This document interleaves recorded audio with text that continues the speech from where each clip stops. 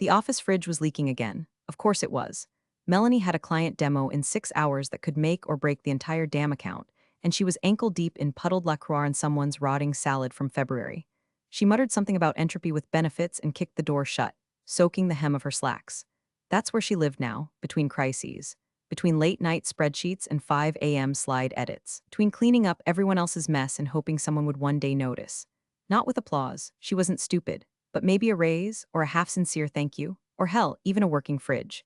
She wiped her hands on a paper towel and limped back to her desk, which was really just a folding table someone once dragged out of storage when they ran out of real desks for the temp hires. Her laptop buzzed like it had epilepsy. Slack pings. Client doc revision request. An internal thread where Tyler, the golden retriever in a suit, had just asked, "Wait, do we have data for this slide?" She'd built the entire deck from scratch, rebuilt it after Tyler presented the wrong version last week, then debugged the client's procurement dashboard herself because IT was swamped. She'd stayed late enough last month to set off the motion alarms. 3 times, so yeah, she was tired. But this demo, it mattered. The client was on the edge of canceling 6 months ago. She'd kept them on the hook with duct tape, Zoom therapy, and a god-tier Excel model she wrote in one fever dream weekend. This was the moment. This was the win. Hey, quick side note, if you're enjoying this chaos, tap that subscribe button. 97% of folks never do, and it helps more than you think.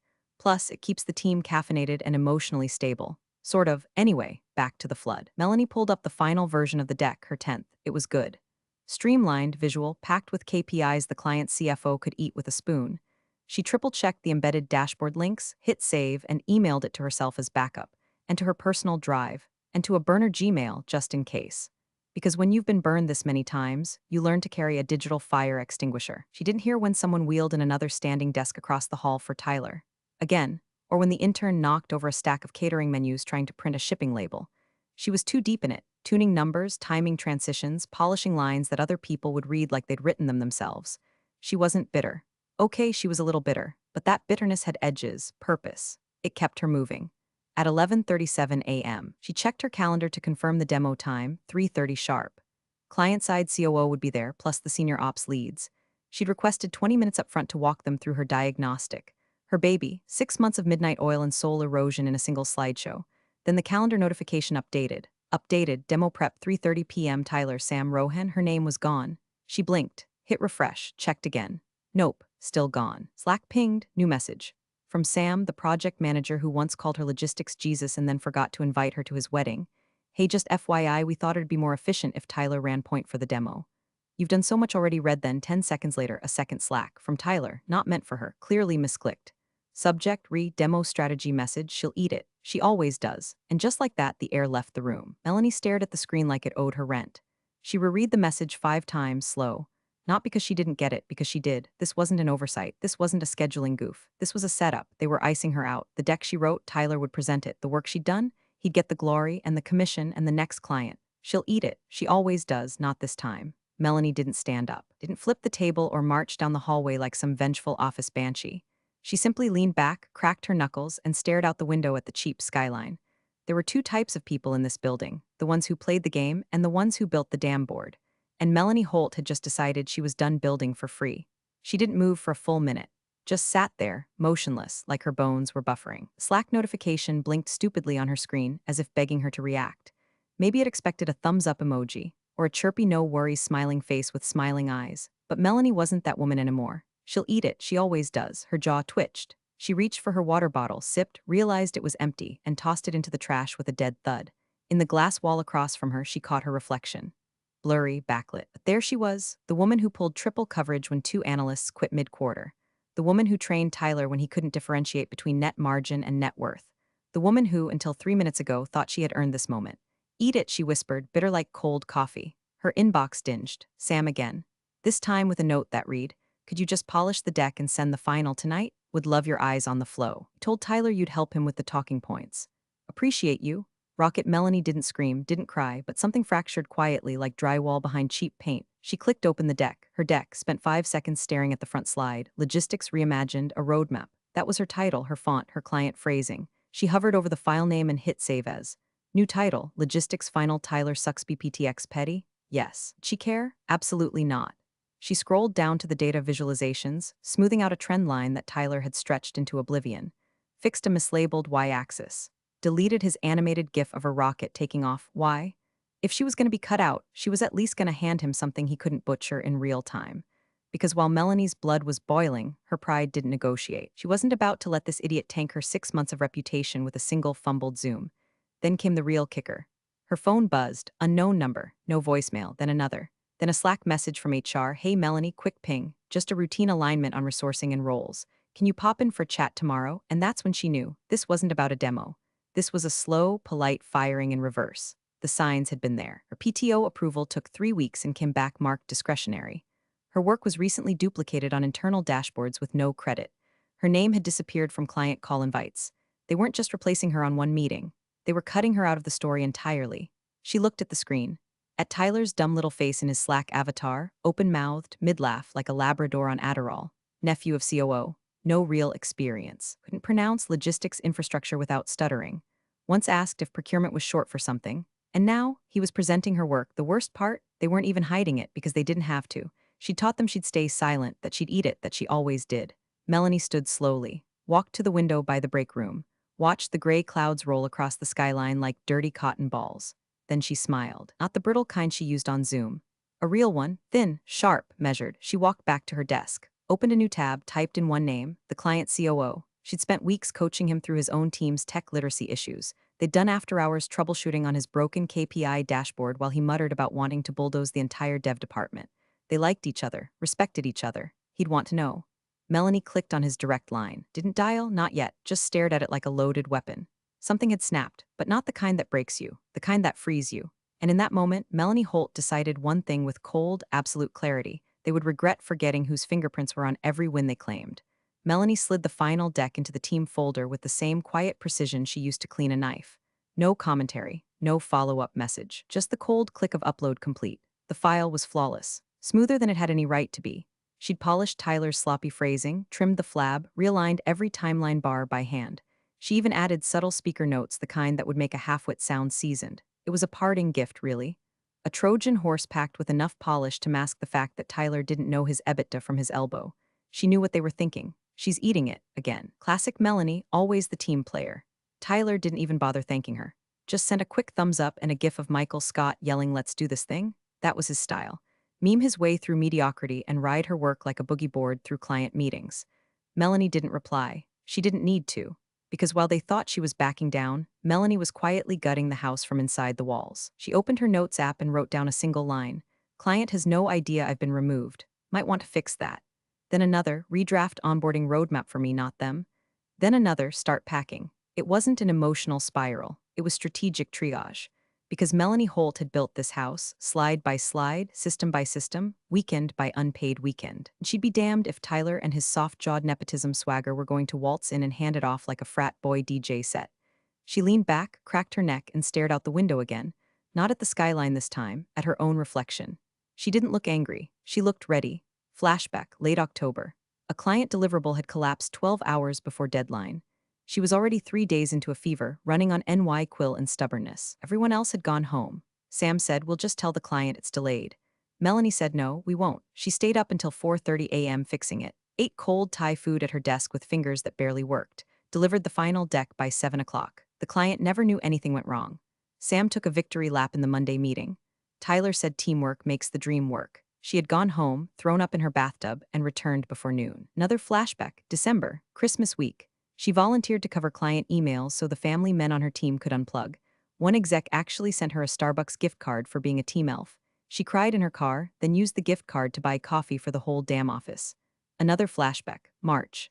Client COO called her directly after hours, said his internal systems were failing under load. She spent 4 hours walking him through manual corrections while her laundry piled up and her dog sat staring at an empty food bowl. He said, "You're the only reason we haven't walked." And now she was being replaced like an expired printer cartridge. Melanie clicked open LinkedIn. Not for job search yet. She went to the client COO's profile. Read his recent activity. Saw the post he'd made last week about seeking fresh external strategy insight. She smiled. The door wasn't just cracked, it was already open. Her Slack pinged. "Tyler, hey, could you maybe hop on a quick call to walk me through the metrics? They are a lil tricky lol." Melanie typed, "Can't tonight, busy," then closed Slack. No explanations, no rescue mission. No more enabling the downfall of her own career. They wanted the deck, they got it. They wanted her silence, that ship had sailed. They wanted her loyalty, that invoice was due. And the interest rate had just gone predatory. Melanie stood, walked to the bathroom, stared at herself in the mirror again. This time she didn't look ready, she looked done. Done apologizing, done fixing what other people broke, done pretending it was all fine just to make fragile men feel like leaders. She washed her hands slowly, dried them with the scratchy office paper towels, tossed it in the trash, then walked back to her desk, opened her inbox, and typed 6 words, "You free for a quick call?" to the client COO. The match had been struck. The fuse was lit. Now all that remained was watching the house burn. The call lasted 7 minutes. That's all it took to end 6 months of corporate choreography and start something sharper, quieter, cleaner, final. Melanie didn't even bother rehearsing. Dialed the client COO's direct line with the same calm she used to reorder toner or fix someone's broken pivot table. Not angry, not desperate, just certain. He answered on the second ring. "Melanie, hey Mark," she said, tone even. "Got a second?" There was a pause, the kind you get when someone's suddenly aware they've missed something critical. "Yeah, of course. Everything okay with the deck. That's why I'm calling," she replied. "Just wanted to flag something before the demo. There's been a change in my involvement." "Involvement?" She breathed in slow. "I was removed from the project this morning. Internal reshuffle, apparently. You'll be meeting with Tyler now." Another pause, longer. He exhaled like someone who just realized he'd stepped on a landmine 6 hours too late. "Tyler. The intern who thought an API was a new vitamin? That's the one, you're kidding, I wish." He didn't say anything for a second. Then, "That explains the last round of prep. We're wondering why things got off. That wasn't by design, I had no say." He swore under his breath. "Christ, they didn't tell us. Just said you were on special assignment, so they lied too." Melanie stayed quiet. Then Mark, lower, more deliberate, "You're not calling to complain, are you?" She almost laughed. "No, Mark, I don't complain. I build systems that don't collapse during board meetings." "Exactly." There was a beat, a shift in tone. Could feel the air recalibrate. "You still got access to your deliverables?" he asked. "I do. Everything's clean, everything's mine." "Good. Here's what I'm thinking," she continued, stepping across the line they'd drawn for her. "You and I already have rapport. I know your back-end systems better than half your internal team. If you want continuity, I'm open to stepping in as an independent consultant. Full transparency. Clean terms, no drama." He didn't flinch. "You're freelancing now." "I am as of about 7 minutes ago." Mark let out a chuckle, dry and furious. "What's your rate?" 20. Done just like that. The NDA hit her inbox in 5 minutes. The consulting agreement 5 after that. Legal CC'd, terms fair, timeline open-ended. By the time she clicked sign, Melanie's entire career had pivoted like a weather vane in a lightning storm. She stood up, gathered her personal laptop, a half-dead spider plant from her desk, and one sad office mug that read "This might be vodka." She didn't announce it, didn't slack goodbye. Let Tyler have his moment. Let them all refresh their inbox and wonder why her Google Drive access was suddenly revoked. She didn't even take the elevator. She took the stairs, slow and calm, her heels clicking against the concrete like a metronome. Every floor she passed was a memory. The break room where she learned she'd missed a promotion to a guy who couldn't spell logistics. Tiny conference room where HR once told her she needed to be less intimidating to younger hires. The glass wall where she cried quietly after pulling a 70-hour week to fix someone else's mistake. All of it behind her now. On the ground floor, she pushed through the double doors and walked into the summer air. No victory pose, no flared coat in the breeze, just steady, quiet escape. Outside, the sun was bright and meaningless. Cars passed. A dog barked at a pigeon. Somewhere above, people who didn't know they'd just lost their best strategist were preparing for a demo that was already dead. Melanie pulled out her phone, blocked 3 numbers, deleted her work email from her device, opened her new inbox. New subject line, blinking fresh, client consultant agreement signed, "Welcome aboard." She smiled, tapped the notification, then turned the corner without looking back. Tyler was 2 slides deep into a rambling metaphor about supply chains as jazz bands when the door opened. Melanie stepped inside like she owned the oxygen. Black slacks, clean blazer, expression as unreadable as a closed spreadsheet. No theatrics, no flared nostrils or revenge heels. Just a leather folio under one arm and a look that said, "I've already been paid." Every head in the room turned. Tyler froze mid-sentence, laser pointer twitching on the screen like a dying insect. He blinked like maybe she was just a hallucination brought on by nerves and cold brew. He said, eyes darting to the firm's execs lined along the far wall, Sam, Rohan, and upper management from HQ, flown in to witness their golden boy's big client win. "Melanie," Sam said, half standing like a dog caught peeing on the carpet. "What are you?" Before he could finish, the client COO Mark spoke, smooth and final. "Oh, she's with us now," he said, gesturing to the seat beside him. "Melanie Holt is our new consultant, independent." He smiled like he'd been waiting all morning to drop that grenade. "We figured if we're going to overhaul operations, we might as well go straight to the source." The oxygen left the room. Melanie nodded politely, didn't even look at her old team. She just took her seat beside the client's procurement head, opened her folio, and clicked her pen, business. As usual, Tyler laughed nervously, the kind of laugh that's one syllable short of a breakdown. Wait, I thought this was. I mean, we're presenting right? He stammered, gesturing toward Sam and the others. This is our solution. Mark leaned back, folding his arms, sure, and Melanie built 80% of it. We're just cutting out the middleman now. Sam's face drained like a bad printer cartridge. He opened his mouth, closed it, opened it again. No words came. Melanie didn't say a damn thing. She didn't need to. Her presence was the speech. Tyler's hand trembled slightly as he clicked to the next slide. It was one of hers, of course, clean lines, sharp numbers, annotated margins. He began reading it aloud like a fourth grader doing a book report on something his mom summarized for him the night before. 5 sentences in, he misread the acronym. Melanie corrected him, gently, smoothly. No edge in her voice. Actually, OTD in this case is on-time delivery, not order dispatch. Tyler blinked, nodded, corrected himself. Sam shifted uncomfortably behind him. Melanie turned a page in her notebook. 2 more slides, another stumble. Melanie again, that margin delta actually reflects last quarter's fuel surcharge rollback, not customer churn. This time Mark chimed in too. Right, that was in the side notes, Tyler. Tyler's collar was dark with sweat. Rohan, who hadn't said a word yet, finally leaned forward, whispering something to Sam. Sam looked like he might be sick. Melanie caught it peripherally and filed it away like data. Halfway through the demo, Tyler tried to explain a feature she designed, the cross-platform dashboard integration. He butchered it, called it some kind of plugin, then trailed off. Mark sighed. Melanie, he said without turning, you mind jumping in on this one? Didn't flinch? Just adjusted the monitor so the client team could see and launched into a 3-minute bulletproof breakdown. Simple terms, strategic phrasing, no fluff. She included the why, not just the how, the kind of explanation that made people trust her without needing to understand every button. The clients nodded. Even the CFO, usually stone-faced, scribbled something down. Tyler looked like someone had set fire to his resume. Melanie finished, closed the file and leaned back, still silent. The room shifted around her. Her old firm's execs were visibly trying to recalibrate. Sam opened his mouth to salvage the moment, but Mark had already stood up. Appreciate your time, he said to them, not unkindly but with finality. We'll be reviewing proposals from our new vendors next week. For now, Melanie will coordinate next steps, and that was it. Melanie stood, shook hands with the client team, exchanged quiet nods. As she passed Tyler, she gave him the faintest smile. Not smug, not cruel, just aware, like a doctor who's already read the test results before the patient even knows there's a lump. In the hallway outside the boardroom, Sam caught up. Melanie, what the hell just happened in there? She stopped, looked at him calmly. I did the job, you brought a mascot, and she walked away before he could respond, her heels echoing down the corridor like a gavel at the end of a trial. By the time the boxed lunches arrived, Tyler was begging the catering guy for an unsweetened iced tea like it could reverse humiliation. The demo was technically over, but Melanie wasn't done, not by a long shot. They'd booked the room for the full afternoon. What her old firm assumed would be handshakes and post-demo handholding had now become a quiet autopsy. Melanie at the head of the table, sleeves rolled slightly, her laptop plugged into the projector. Mark, the client COO, nodded at her. Walk us through it. What do we keep? What do we throw out? Melanie didn't gloat, didn't grin, she just got to work. First, she pulled up the current implementation schedule when her old firm had labeled aggressive yet doable. Melanie tilted her head. This timeline assumes API access from your internal ops team.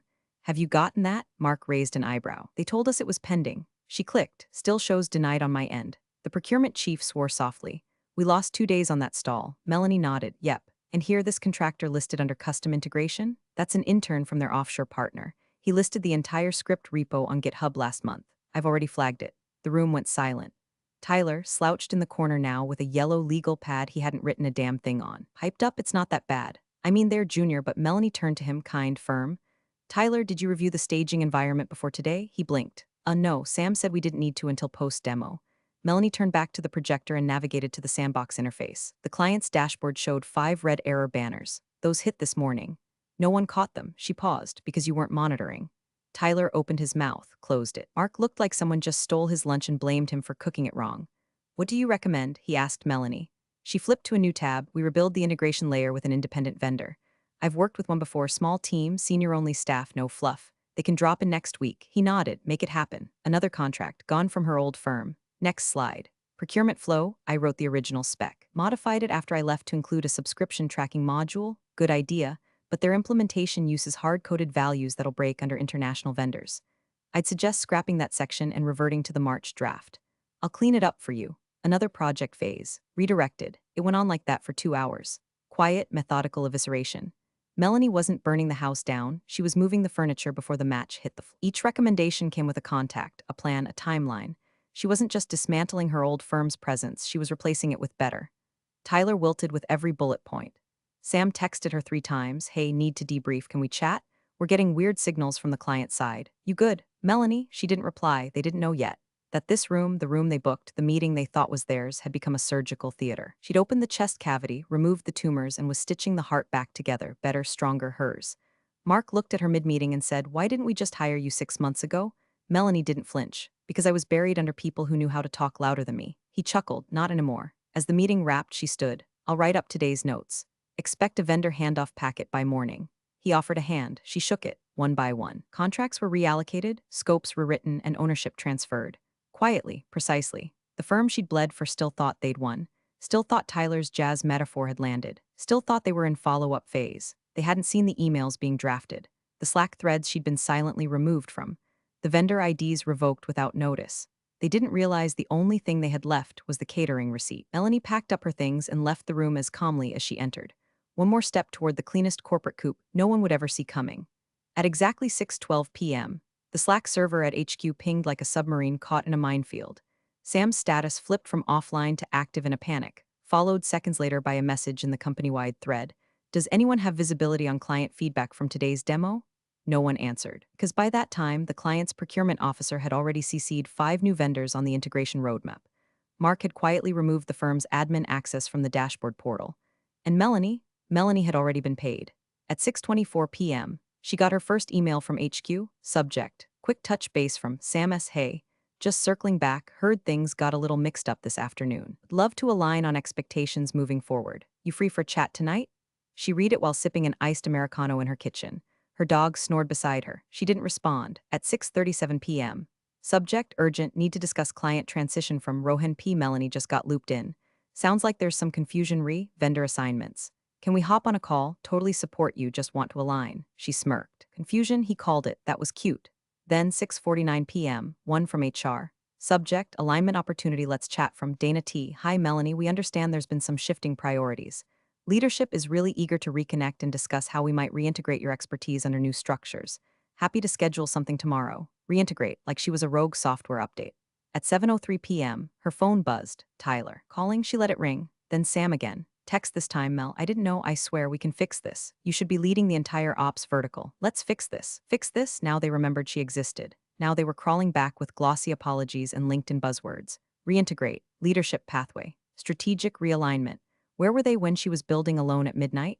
When she begged for more QA time and got ghosted. She carried their mess and they handed her Starbucks gift cards like performance medals. At 7:18 p.m., Melanie opened her inbox and replied to exactly one message, the one from legal. The one with the subject line, potential conflict of interest request for clarification. Her reply, I'm unavailable for internal calls. Please direct all further communication to my attorney. No salutation, no signature block, just the corporate guillotine. She hit send, leaned back and exhaled. Because the panic wasn't hers anymore. It belonged to them now. To the men in Patagonia vests who smiled through her ideas and buried her name beneath PowerPoint bullet points. To the execs who copied her formatting but not her strategy. To the systems she held together with spit and patience and Red Bull, only to be told, you're not quite leadership material. She hadn't been invited to the table, so she built her own. Brought the client with her. At 8:07 p.m., she got a final Slack from Sam. You're really doing this? She stared at it, let it sit. Then for reasons even she couldn't fully explain, she replied, I already did. Then closed her laptop for the night. They could panic, they could scramble, they could spin learning moments into postmortems. But Melanie Holt wasn't a ghost in their machine anymore. She was the exit sign. The email hit inboxes at 8:42 a.m. Subject line clinical and calm. Vendor update. Holt Strategy Solutions engaged as primary operations consultant. Underneath, a simple paragraph. The client was restructuring external partnerships effective immediately. Melanie's new consultancy would now lead the logistics transformation directly. No mention of her former firm. No thank you, no transition notice, no room left for negotiation. Within 10 minutes, screenshots of internal Slack threads started leaking like smoke from a blown server rack. Hash Operations Hub. Wait, did we just lose the entire client? Tyler's pitch wasn't even finished. What the hell? Did you guys know Melanie was going solo? HR? Sam just locked himself in a phone booth and he's yelling into his Apple Watch. HR scrambled. Legal drafted templated damage control. VP and partnerships sent out a learning opportunity memo filled with bulleted nonsense about cross-team transparency and navigating interpersonal inflection points. The CFO just asked one quiet question in leadership chat. How the F did we let her walk? Meanwhile, 37 blocks away, Melanie was walking into the client's new co-working suite. Bright windows, fresh coffee, no one interrupting her mid-sentence to reframe the narrative. She had her own desk now, her own badge, her own calendar invites with her name first, not buried in CC. An intern greeted her in the lobby with a fruit basket that looked like it came straight out of a Pinterest fever dream, mango roses, chocolate-dipped everything, and a handwritten note tucked inside. Glad you walked in. We should have called you months ago. Mark, she held it for a long moment. Then smiled, a real one, not polite, not performative. Recognition without condescension. Respect without negotiation. In her new workspace, she unpacked quietly. Just her laptop, a small framed quote her sister gave her years ago, build what they said you couldn't, and a flash drive. On that drive were all her old firm files. Her notes, her backups, her contingency plans. She opened it one last time. Read through folders labeled audit prep, vendor gap analysis, and one final gem titled IF they screw me. She didn't need them anymore. She selected all, right-clicked, delete. The system asked if she was sure. She clicked yes like she was extinguishing a match. Then she opened a blank new folder on her desktop, named it Client Onboarding Week 1, and just like that, she was no longer the woman fixing other people's fires. She was building her own map now. Her name, her terms. The best revenge was never the fruit basket. It was knowing she'd made herself unreplaceable, and then replaced them. The invoice went out at 7:03 a.m. sharp. One page, no frills, no justifications. Holt Strategy Solutions invoice #0001 scope, logistics restructuring, executive continuity consulting, vendor remediation. Total due $42,800 terms, net 15 status. Pending. Melanie hit send, then refreshed her inbox once, twice. 3 minutes later, subject, payment received, thank you, paid in full. No haggling, no follow-ups. Just clean, silent closure wrapped in a confirmation email and a green check mark. She stared at it for a moment, soaking it in like sunlight. 6 months of blood, sleep deprivation, and being politely ignored distilled into one neat transfer of value. No middlemen, no credit stealers, just her. She picked up her phone, scrolled to the contact labeled Sam S. Never again, and typed a single message. Thanks for the demo invite. It went great. She hit send, then turned the phone over and let the silence carry it away. Elsewhere, at HQ, the walls were coming down. Tyler stood in front of his desk, cardboard box open, panic in his eyes. His monitor was already dark. A junior analyst was wiping the whiteboard behind him. Legal had begun auditing email threads. HR had suspended remote privileges while they sorted through breach of contract concerns. Sam was nowhere to be seen. Rumor was he was taking a few personal days. The Slack channels had gone eerily quiet. #ClientOps was now read only. Melanie, she wasn't thinking about any of it. She was stepping through the glass door of her own office, lease signed just yesterday. Exposed brick, good light, the sound of potential in every echo off the floor. She set her bag down, sat in the desk chair, opened her laptop. One folder sat on her desktop, other clients they took for granted. She clicked it open. Inside, notes, timelines, pain points, and 3 names she remembered from past projects, leaders who'd pulled her aside after calls and whispered, I wish we had someone like you full-time. Now they could. No vengeance, no parade, just precision. Because this wasn't about torching what she left behind. It was about never, ever letting herself be buried in it again. Melanie leaned back, exhaled slowly, and let the moment settle like dust in sunlight. She didn't need to burn bridges. She'd already built the damn road. Thanks for watching, you cubicle warriors. Hit that subscribe button. Unless you're my old boss, then you're on your own. Revenge of the Coffee Pot strikes again.